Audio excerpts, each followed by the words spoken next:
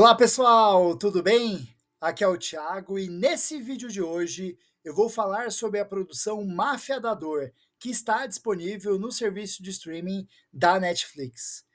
Não é de hoje que as grandes corporações vêm sendo retratadas no cinema, especialmente norte-americano, como os grandes vilões contemporâneos em muitas de suas narrativas. A cultura tem esse papel questionador, mas o que vem chamando muito a atenção nesses últimos anos é como a indústria farmacêutica e determinados personagens vêm sendo contestados paulatinamente.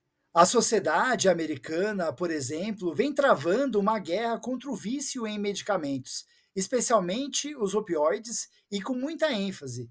Ou pelo menos a indústria audiovisual de lá, com todo o seu poderio, vem produzindo cada vez mais filmes e séries sobre esse assunto.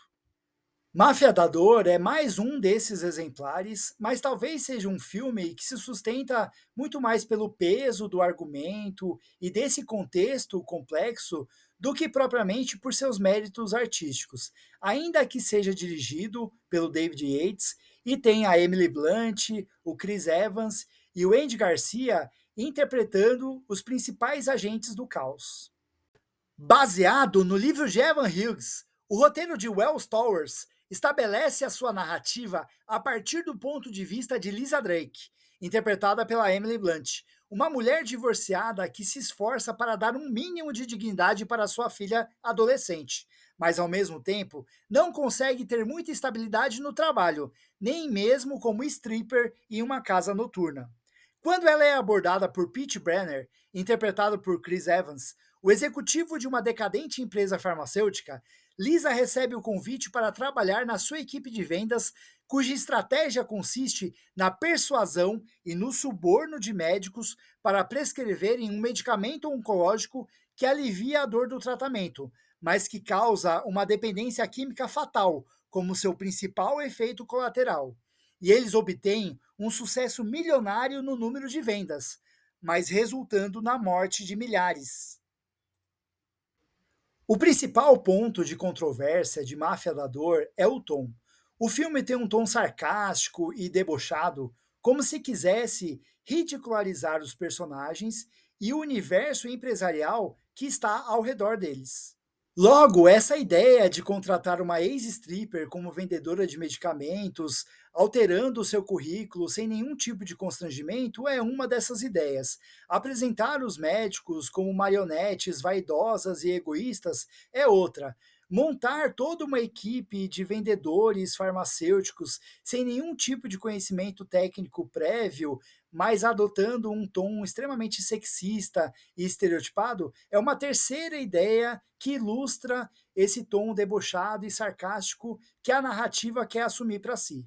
Só que nessa ânsia de extrair humor a partir de uma situação trágica, remetendo a outras produções, como A Grande Aposta, Vice, Não Olhe Para Cima, todas do Anna McKay, essa produção acaba se mostrando uma cópia barata, genérica e sem a mesma química. O que a gente nota também pelas escolhas musicais e pelas sacadinhas que a montagem utiliza durante a narrativa. Em dado momento, o Máfia da Dor tenta ser uma espécie de o lobo de Wall Street da indústria farmacêutica, mas o David Yates definitivamente não é o Martin Scorsese. E esse tom sarcástico acaba sendo deixado de lado até por conta das implicações dramáticas da narrativa, inclusive envolvendo os problemas de saúde da filha de Lisa e a sua própria crise de consciência. Só que para fazer esse efeito, e até mesmo para transformá-la em uma personagem mais próxima do público ou uma anti-heroína menos desprezível, o roteiro passa a exagerar cada vez mais nas tintas empregadas para o pitch e o Dr. Neil, interpretado pelo Andy Garcia, dono da indústria farmacêutica retratada, ambos se tornando cada vez mais caricatos. Os demais personagens e até mesmo alguns dos pacientes que são as maiores vítimas da ganância dos personagens acabam se resumindo a meras participações especiais. Mas tenho que reconhecer que eu gosto muito da maneira como o roteiro trabalha a representação de um cobertor como uma espécie de Rosebud da Lisa, em uma alusão ao que vimos no clássico Cidadão Kane. Como entretenimento, Máfia da Dor acaba sendo um filme tão eficiente quanto inofensivo, já que não demonstra ter personalidade própria para se sustentar sozinho, inclusive na inserção de depoimentos dos personagens, como se estivéssemos assistindo um documentário dentro do filme, que é um outro elemento do roteiro que acaba não funcionando a favor da narrativa. Mas até por conta do impacto e das implicações do tema, a denúncia não é totalmente esvaziada por conta dessa suposta falta de seriedade ao lidar com o assunto. Ainda que o filme tenha um interesse muito maior em humanizar a personagem central do que oferecer tempo e espaço para as verdadeiras vítimas. Máfia da Dor não seria o filme que eu indicaria caso você tivesse o interesse de buscar a melhor referência de produção sobre o assunto, mas também não provoca muitos efeitos colaterais. Isso eu garanto. I will not give up on myself. I will not give up on my dreams. I will make my life count. I will make my life count.